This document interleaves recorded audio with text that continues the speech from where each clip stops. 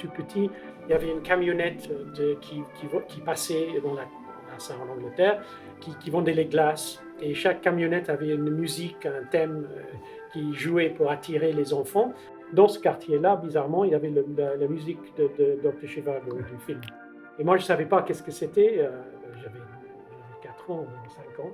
Et quand j'ai vu le film pour la première fois, 20 ans plus tard, je me suis dit, ah, mais c'est cette musique. Donc, j'avais envie de manger une glace tout de suite.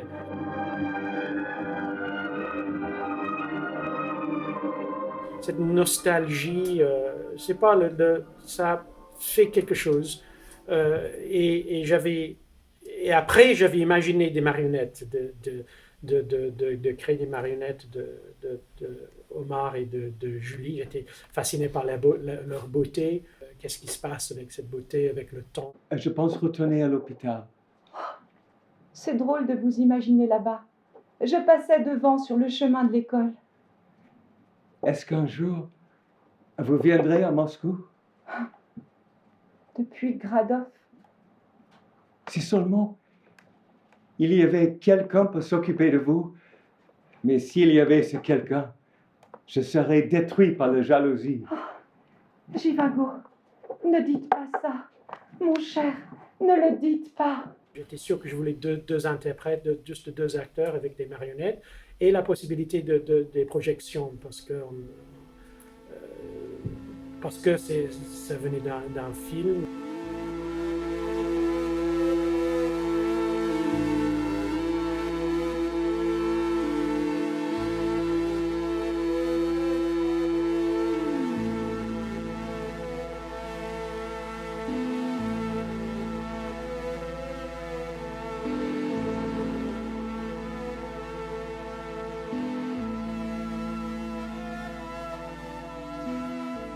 Je ne peux pas dire que c'était vraiment l'histoire, c'était certainement pas le roman de Pasternak, c'est un magnifique roman, mais c'était vraiment l'image de ces deux acteurs.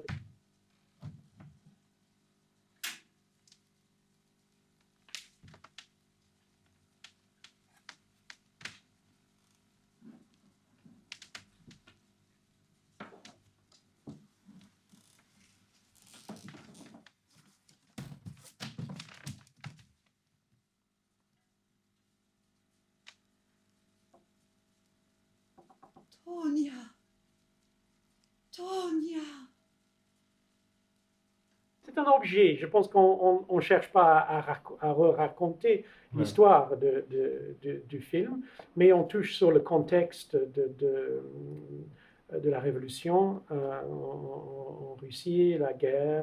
La vie personnelle est morte en Russie. L'histoire l'a tuée.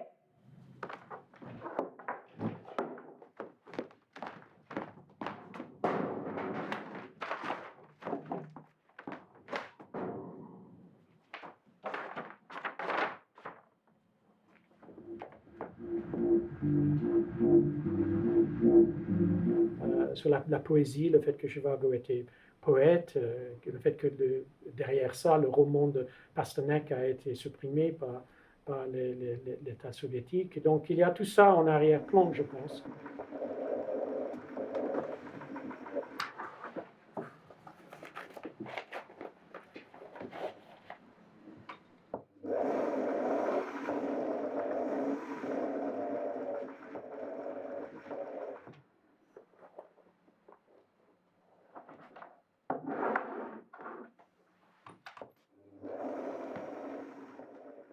Et on est dans les 3 niveaux, on est nous-mêmes, on est des employés dans cet endroit. Oui, on a cet Et en plus, écran de cinéma, un peu dans son jus, et on ne sait pas exactement où on est. On est dans un sorte de lieu de travail qui est peut-être les fragments d'un vieux théâtre. Et oui, voilà. Donc c'est un peu mystérieux.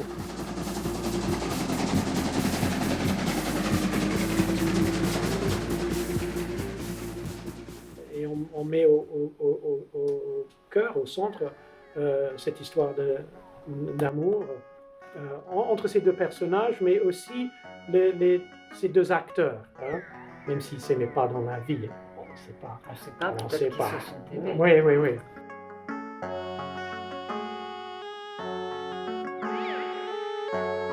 C'est ça qui saute à l'œil quand on regarde ce film.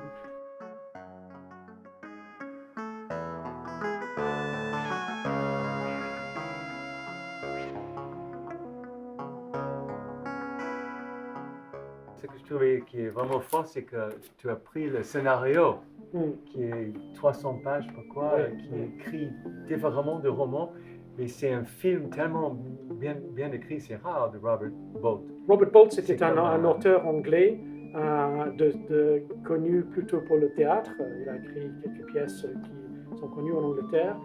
Et donc, il a écrit une version tout d'abord qui était... Bon, peut-être c'est assez littéraire. C'est pas comme forcément les scénarios qu'on peut voir aujourd'hui.